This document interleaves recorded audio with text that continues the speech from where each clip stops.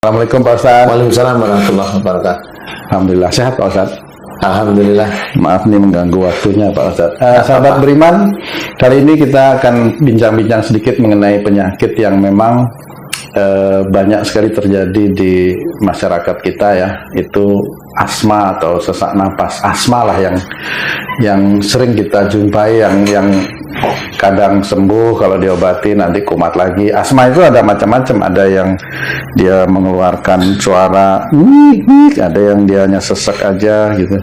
Itu Pak Ustadz. Sementara banyak sekali terjadi di masyarakat kita tentang penyakit yang satu ini. Kadang-kadang memang mengerikan sekali ya, sampai dadanya terbungkuk, menahan sakit barangkali gitu.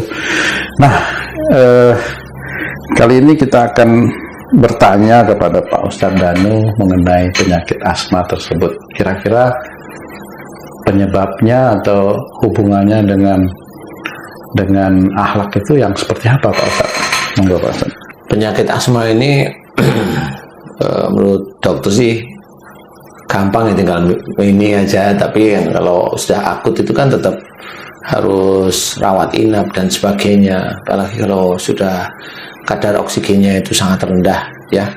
Dilihat TB nggak ada, ini nggak ada, sesak nafas. Tapi memang sesak nafas itu ya begitu itu.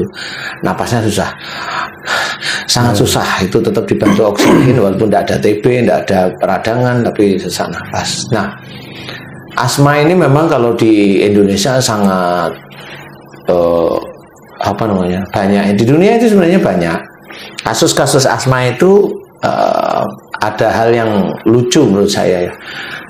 Kalau di negara barat atau negara lain dan juga di Indonesia itu asma itu bisa seperti ini. Contoh, suatu ketika ada seorang ibu hamil mamanya. Suatu ketika ibu hamil, kemudian pada saat dia hamil dia kaget dengan sesuatu keadaan itu, kaget sekali, terus dia ambil napas terusan, kaget, dan kagetnya ini berhari-hari dia ingat terus. Nah, kagetnya berhari-hari ini ingat terus. Memang kasus-kasus seperti ini nggak akan diingat-ingat oleh orang-orang seperti kita. Orang-orang kita itu jarang sekali mengingat yang masa-masa lalu. Karena masa lalu itu masa terbelakang yang nggak perlu diingat. Tapi menurut saya itu tetap harus diingat agar kita bisa meningkatkan keimanan kita kepada Allah. Jadi pelajaran kira-kira itu Pak Ustadz. Tapi kalau orang-orang yang lain nggak mau ya biarin aja, nggak apa-apa. Tapi saya akan mengingatkan bahwasanya asma itu salah satunya bisa dari itu, dari ketakutan, kaget mendadak, kemudian diingat-ingat. Dia ingat setiap saatnya itu, ingat setiap harinya, maksudnya ingat tadi, aduh kaget sekali, maunya besok lagi dia cerita, besoknya ceritain. Kalau ada anak di kandungan ini, sebenarnya dia tidak sadar bahwa dia memasukkan sesuatu karakter yang menjadikan dia pada waktu itu kaget, atau memang itu bisa menjadikan nafas itu memburu dengan kuat. Nah, itu bisa.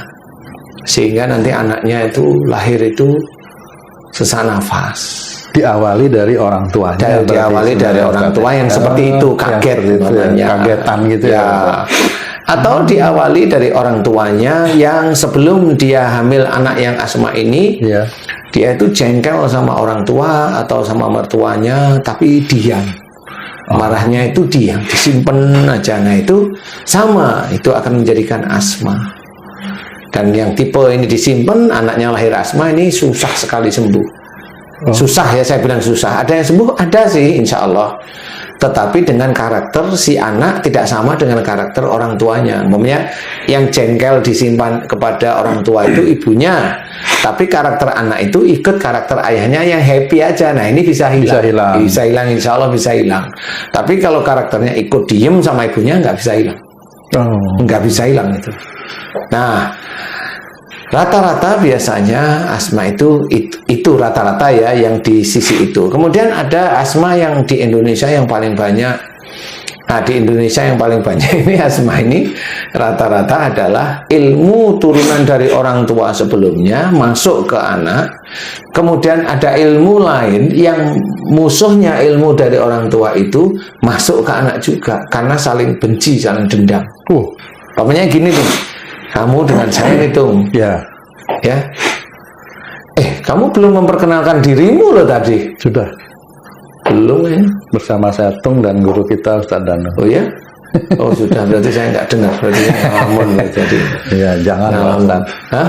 Ngelamun mikirin Loh, Messi ya. kalau kamu kok itu iklan nggak boleh gitu. Ngelamunnya gini loh, kalau kamu itu kan sudah ada gaji setiap bulan jelas.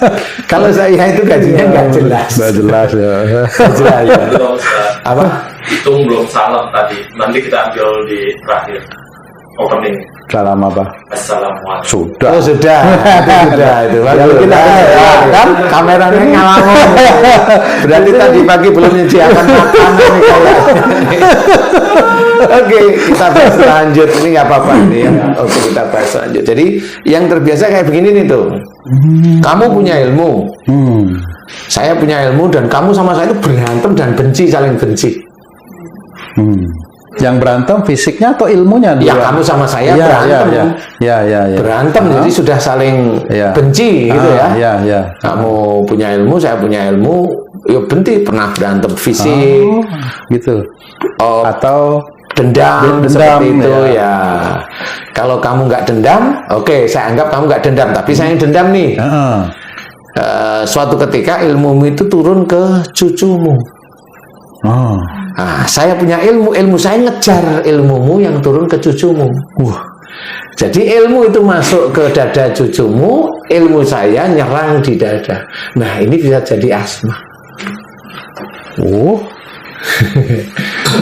Ya, dengan kecenderungan si anak ini memang nggak taunya punya sifat dia kalau marah diem. Nah, itu pasti nanti di dada. Seperti itu. Nah, asma di daerah Indonesia rata-rata biasanya itu. karena ilmu yang menyerang ilmu. Iya, ilmu yang menurun ke anak cucunya diserang dengan ilmu lawannya. Dan masuk itu. Nah, nggak bisa keluar.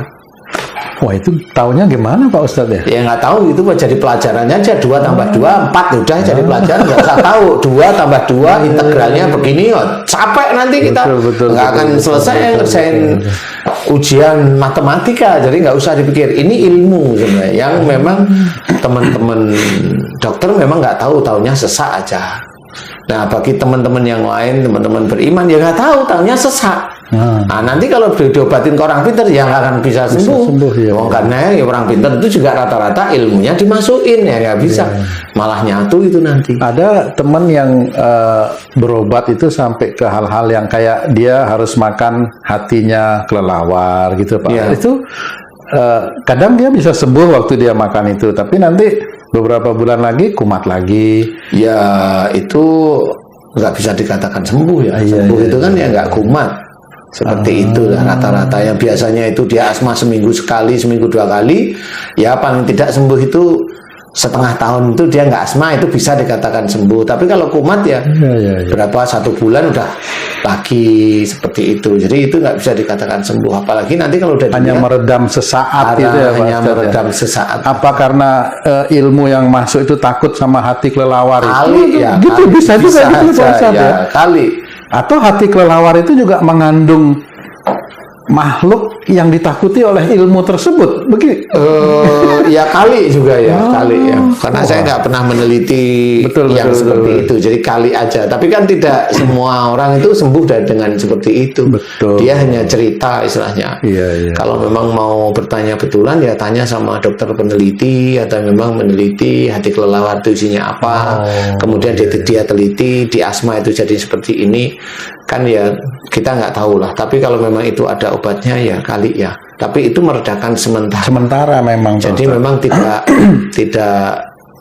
semuanya. Dia kambuh-kambuhan sih. Yang saya tahu sih memang kalau lagi ini ada temen kalau dia lagi kalut dan banyak pikiran gitu, itu kumat. Nah, itu karena ada emosionalnya yang menyatu. Makanya itu ada emosional yang disimpan. Dan dia akan kambuh, dia kaget, dia khawatir, dia emosi. Dia pokoknya emosinya dia itu goncang, dia akan kumat. Nah itu sama seperti itu. Nah itu susah sekali. Nah itu memang harus dilepaskan.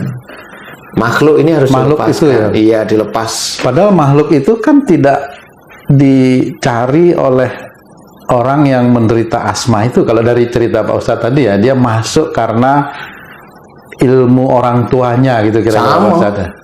Sama, orang yang sering baca amalan-amalan itu ya juga nanti ini ilmu itu akan masuk ke anaknya atau ke cucunya, dan orang itu nggak akan tahu. Ya. Kalau boleh dites, bacain aja amalan yang punya. Sembuh nggak? Gitu ya. Sembuh nggak? Kalau saya tanya itu sembuh nggak? Nggak agak. Ya. Karena sama, itu ilmu. Nah, dia tahu selama ini amalan itu katanya bukan ilmu. Amalan itu ilmu, apalagi amalan itu niatnya hanya untuk duniawi. Udah, itu pasti banyak makhluk. Banyak makhluk yang masuk ke tubuh.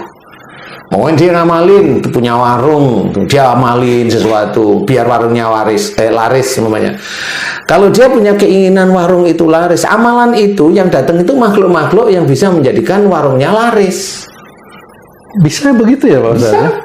Dan orang meyakini bahwa itu dari Allah aja, padahal itu bukan dari makhluk.